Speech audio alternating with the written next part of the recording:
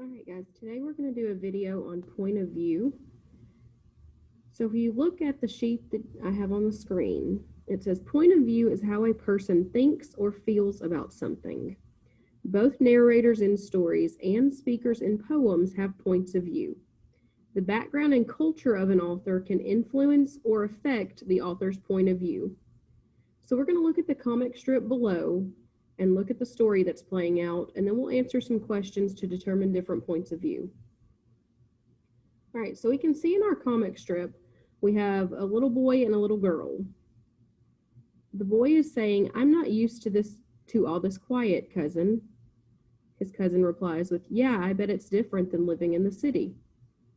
If you look at the next picture, the boy says, "Whoa, what's that thing?" His cousin replies with, "It's a grouse. They aren't in the city?" Then we come down to the next picture, and the boy is saying, "Of course not." His cousin says, "They're everywhere, like foxes and muskrats." Then you look at our last picture, the boy says, "How are you not amazed? That's so cool." His cousin responds with, "I'm just used to it. Our points of view are different." All right, so looking at this comic, we are going to answer a few questions based on what we saw in that comic strip. The chart directions say, consider what you've learned so far about point of view. Use this chart to describe each character's point of view about the grouse. Then provide evidence of the points of view based on what the characters say and do.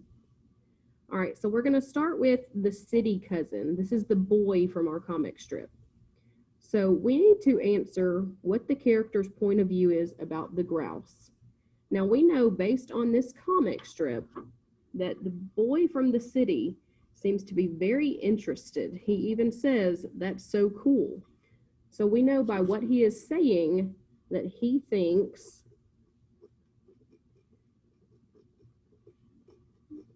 that the grouse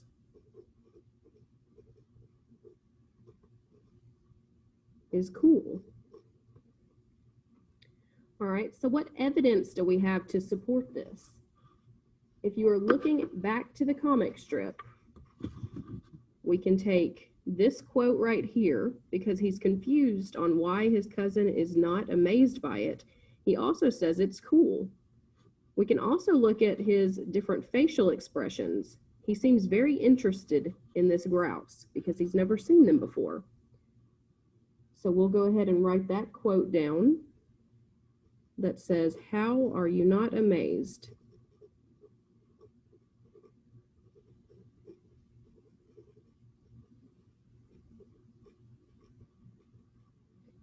We can also write the quote where he was saying, "That's so cool."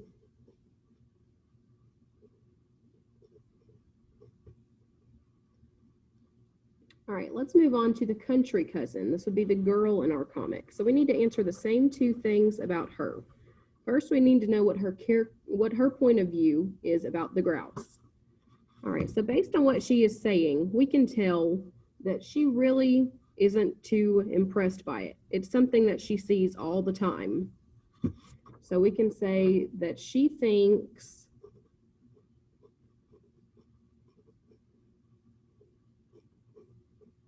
the grouse is very common. So she isn't near as impressed by it as her cousin was. All right, so now we need to figure out what evidence from the comic strip would support that. So let's look at the different things that she's saying. One that I see that would be good to use would be this quote right here. "They're everywhere." So we know that that means that she is very used to seeing these in the country. So we will say, "They're everywhere." So when you are trying to determine the character's point of view or the author's point of view, you can look at things like dialogue, so the things that the characters are saying. You can also look at, if you have images, the different facial expressions or the actions taking place. Feel free to watch this video again if you need extra help on point of view.